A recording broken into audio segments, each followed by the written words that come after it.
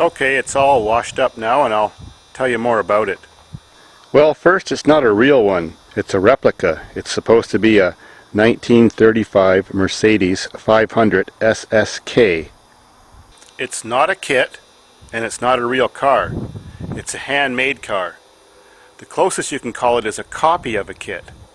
Back when I was 23 when I made that, I'm 48 now, I had access to body panels from a kit, and I copied those body panels and copied everything from part of a kit. It wasn't a complete car. I didn't have certainly all the parts. I had to make those, but I had photographs and I made the parts from photographs. I used to be a machinist and I'm good with auto mechanics, so I decided to try to make a car the first time. It would be just as much effort to make any ordinary car. Yeah, so why not make an exotic one? Real cars like this in perfect condition are worth between $2 to $4 million. There's just a handful in the world, probably less than 10. The wheels are real spoked rims like on a motorcycle. The body is fiberglass except for the hood, that's aluminum. There's only a few parts that I purchased, like that flexible stainless steel pipe, those lights off the top of a transport truck, hood latches. These used to be black tractor lights and I had the paint peeled off and chrome plated.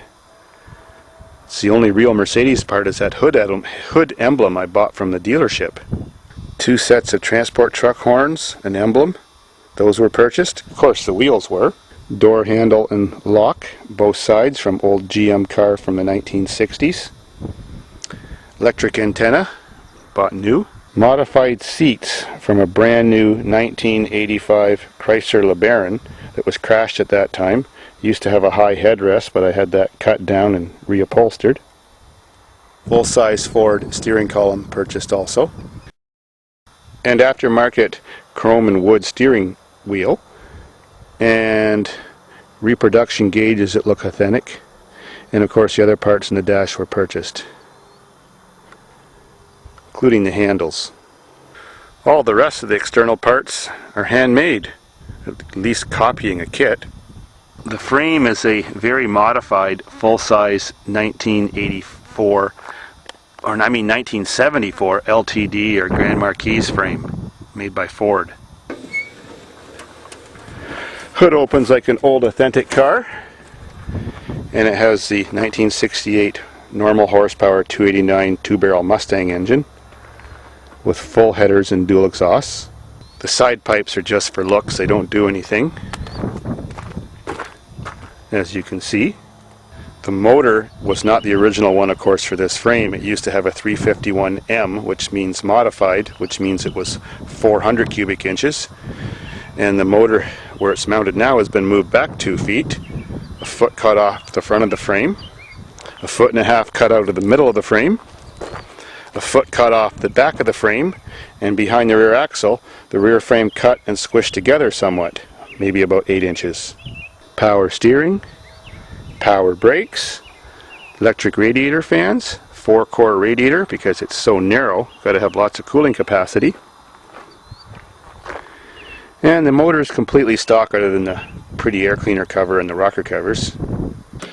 Authentic suicide doors, VW latching mechanism, VW cranker mechanism, authentic old stock handles, some little armrests from an old Toyota.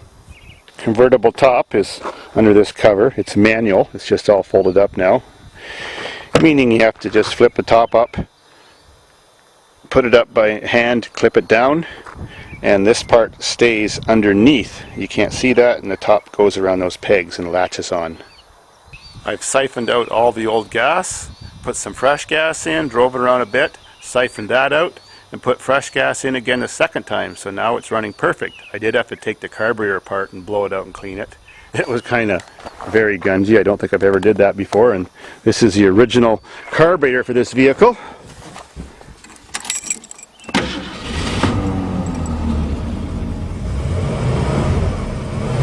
But it's running like new now.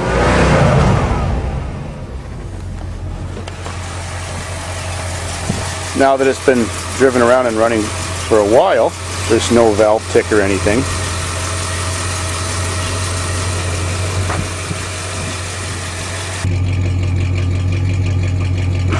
Runs just like new, it's never been rebuilt. No stalling now, just drop it into drive and you're off. That's close to 200 horsepower.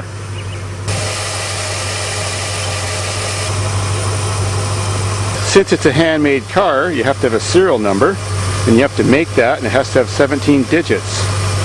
So I have a firewall serial number and a windshield serial number made of unburnable stainless steel. In case there's a fire, you can still identify it.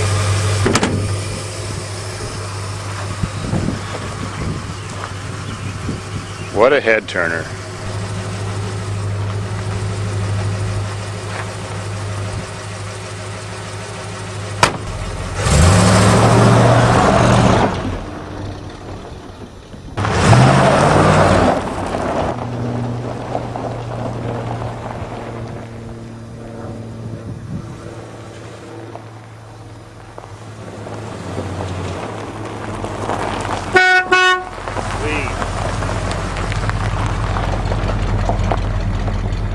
Oh, and the video you see on the sidebar on YouTube of me driving this car from 2007, well, that's when I converted it to digital and loaded it on YouTube.